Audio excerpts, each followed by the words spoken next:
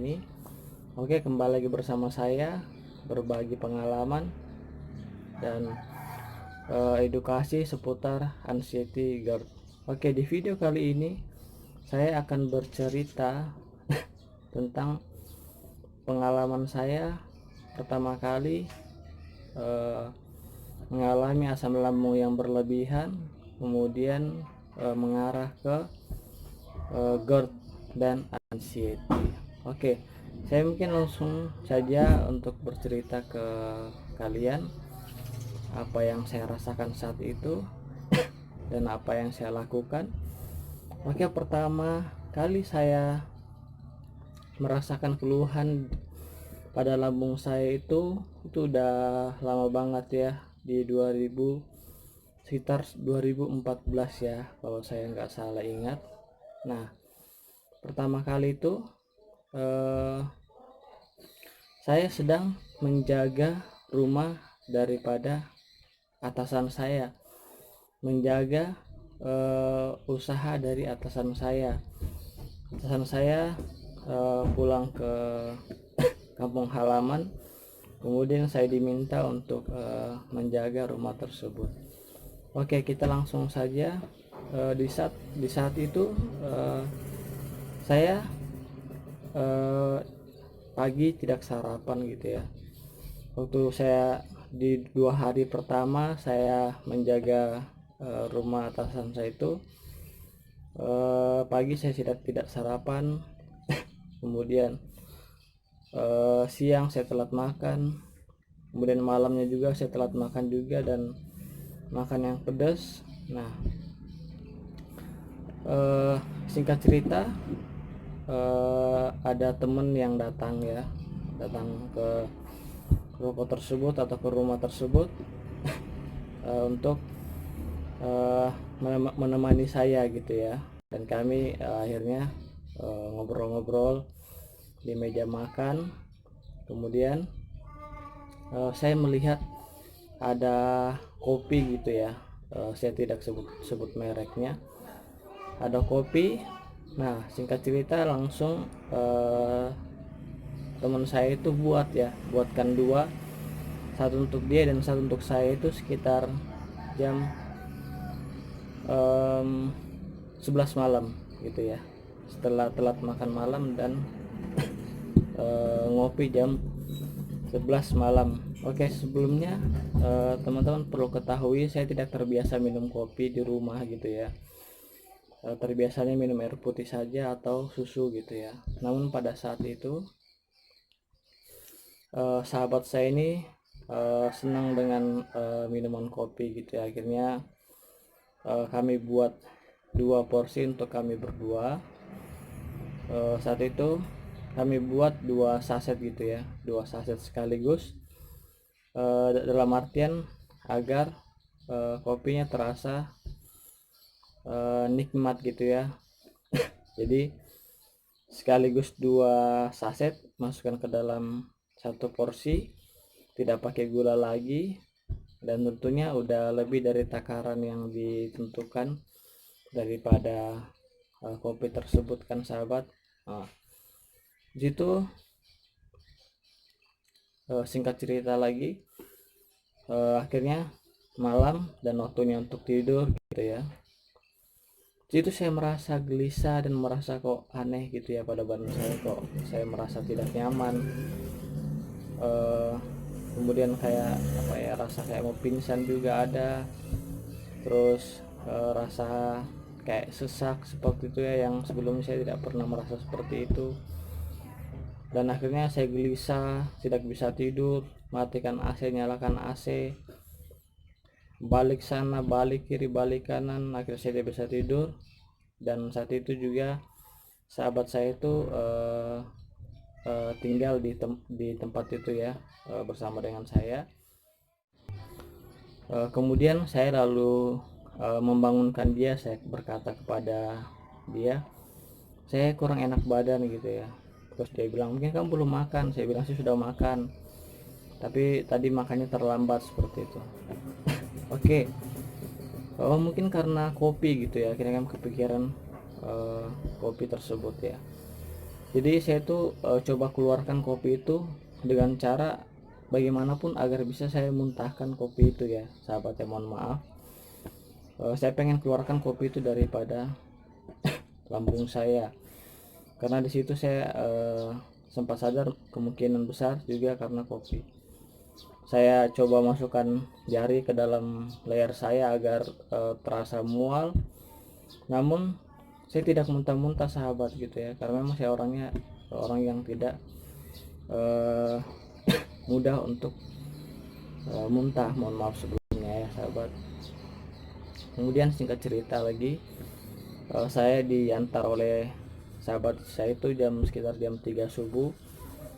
Dia bilang, ayo Yan, kita coba cari makan dulu, siapa tahu setelah kamu makan kamu menjadi baikan. Kemudian keluarlah kami. Kami tutup gerbang rukonya, kami cari makan ya sekitar jam 3 malam, jam 3 apa jam 4. Sampai di warung pun makanan sudah tersedia, tapi saya sudah tidak nafsu makan lagi gitu sahabat. Akhirnya makanannya pun itu sedikit saja saya makan, dan akhirnya saya memutuskan lagi untuk kembali ke ruko gitu ya, coba untuk kembali ke ruko lagi. Dan disitu saya tetap gelisah. Singkat cerita lagi, saya langsung ambil keputusan bahwa tolong antar saya pulang ke rumah saya gitu ya, siapa tahu orang tua saya bisa berikan solusi bagi saya ada apa dengan tubuh saya. Terus kami tutup ruko lagi, diantar oleh sahabat saya. Di jalan itu, di motor ya, saya digonceng di belakang. Situ saya merasa sangat tidak nyaman sekali. Saya merasa sesak gitu ya, sesak, lemes, kelayangan. Saya lihat selangit, apakah ini hari terakhir saya ya? Seperti itu. Kebetulan jarak dari ruko tersebut atau tempat atasan saya itu lumayan jauh dari rumah saya. Akhirnya di situ saya melewati satu rumah sakit di situ ya. Namun saya masih berpikir oke lah, saya coba ke rumah orang tua saja dulu gitu ya. Akhirnya saya sudah tidak tahan lagi. Di motor saya sampaikan kepada sahabat saya itu, tolong antar saya aja ke rumah sakit yang kita lewatin. Jadi jika kita melihat rumah sakit, langsung singgahkan saya ya, saya bilang seperti itu. Nanti kamu lanjut saja ke rumah saya untuk sampaikan ke orang tua saya kalau saya sedang di rumah sakit gitu. Akhirnya kami lewat, ketemu rumah sakit, sempat kelewatan, akhirnya kami putar balik. Saya turun dan situ ada satu, saya bilang saya butuh oksigen, saya bilang seperti itu karena saya merasa sesak. Singkat cerita, saya di dalam dan dirawat, masuk infus, masuk minuman seperti sirup ya, warna pink gitu ya. Kemudian saya semakin gugup, saya merasa apakah ini akhir hari terakhir saya panik di situ ya. Oke, singkat cerita, orang tua saya datang, tangan saya pun sudah kram gitu ya, udah kayak nggak bisa gerak gitu ya, perut saya juga udah kram. Kemudian orang tua saya datang bersama dengan adik saya, bahkan datang pun dengan sendal sebelah-sebelah ya, karena mungkin orang tua panik, akhirnya tidak melihat lagi sendalnya cocok atau tidak. Kemudian saya dirawat inap, diantar ke kamar, kemudian saya nginap 1 hari 1 malam, dan akhirnya saya putuskan oke, besok saya harus keluar, saya bilang seperti itu, karena saya memikirkan biayanya juga. Saat itu saya tidak ada asuransi kesehatan, jadi pasti memakai biaya pribadi gitu ya. Ya kurang lebih yang saya keluarkan saat itu setelah 1 malam, ya pokoknya lumayan besar lah yang saya keluarkan. Kemudian saya pulang ke rumah. Di rumah pun tidak secara otomatis membuat saya menjadi baikan. Setiap malam saya sesak, setiap malam saya merasa lemas, dan saya merasakan itu terus menerus kurang lebih selama 2 minggu gitu ya. Menjelang malam tuh saya sesak dan saya perasaan tidak karuan. Saya minta tolong ke mama saya buatkan bubur. Seperti itu kurang lebih tiap hari sampai 2 minggu 3 minggu, akhirnya saya sehat gitu ya, udah nggak sesak lagi. Tapi lambungnya pun masih, semenjak itu saya sangat sensitif gitu ya. Kemudian saya bekerja, jadi semenjak saya minum kopi itu gitu ya, dan saya masuk ke rumah sakit Opname, di situ badan saya sudah mulai sensitif, dan saya merasa kok tidak seperti saya sebelumnya gitu ya. Saya suka drop, jadi kerjaan saya itu sering keluar kota gitu ya. Jadi di luar kota itu saya sering sekali merasa drop, dan uh, pada saat itu uh,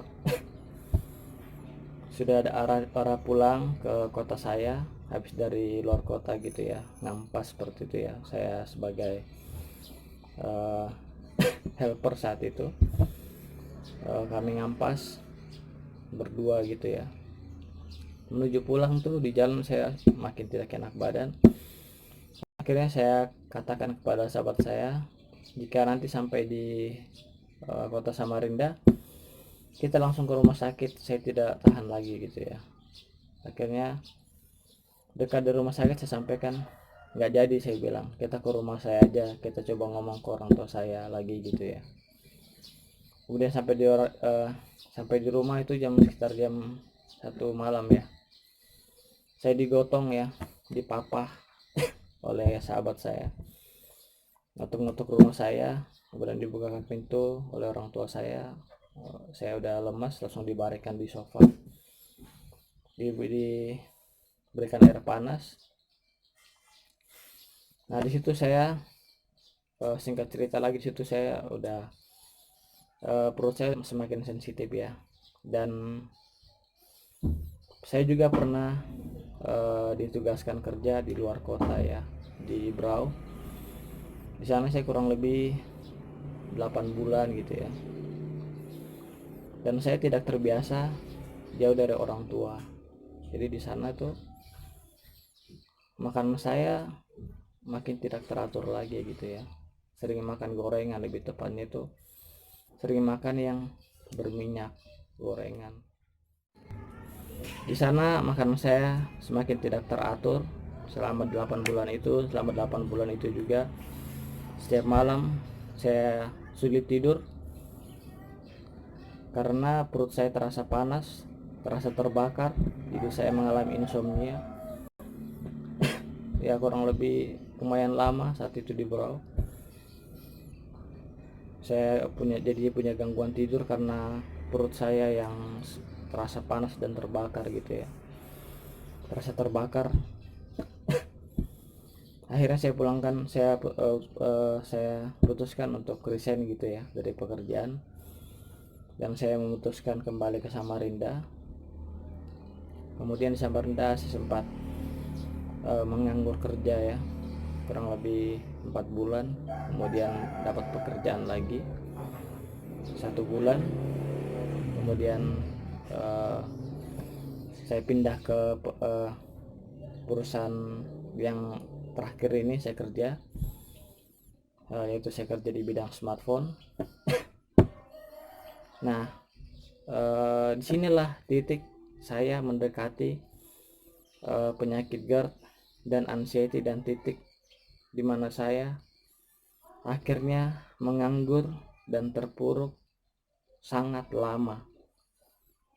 Saya tidak mau sebutkan waktunya. Mengapa? Karena saya tidak mau itu menjadi patokan sahabat. Namun yang pasti saya menganggur di titik ini tuh sangat lama. Oke, saya ceritakan sahabat ya. Mungkin terakhir cerita. Di saat itu ada laporan pekerjaan yang saya harus kerjakan, dan deadline itu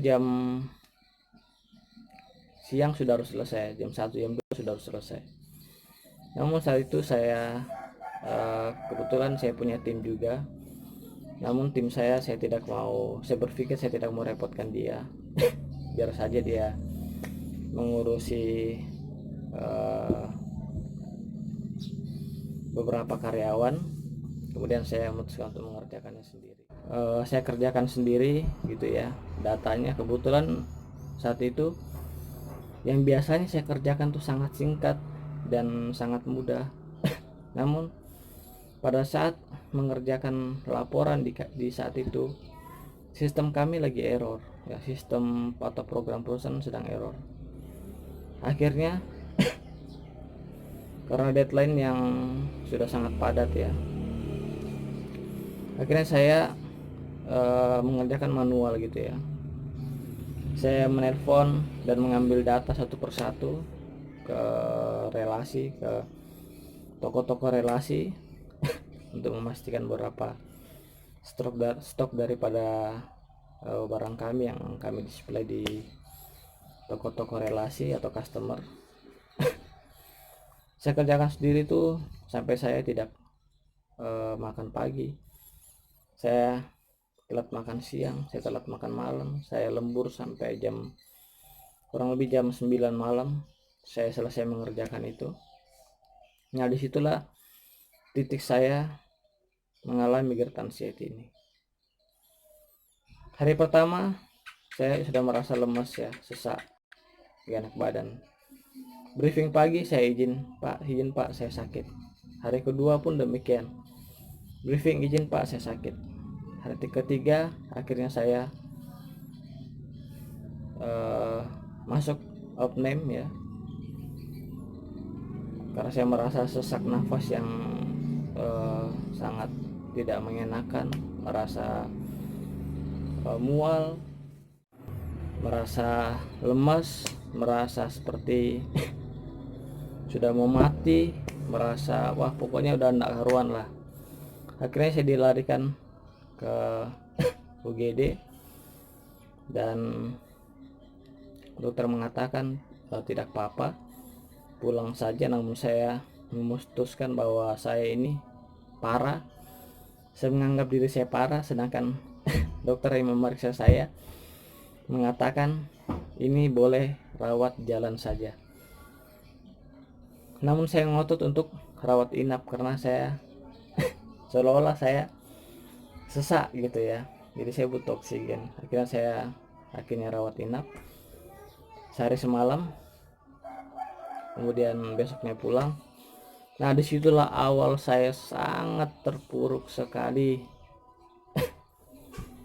Saya akhirnya tidak sanggup untuk bekerja, saya resignnya saya lama, sakitnya pun juga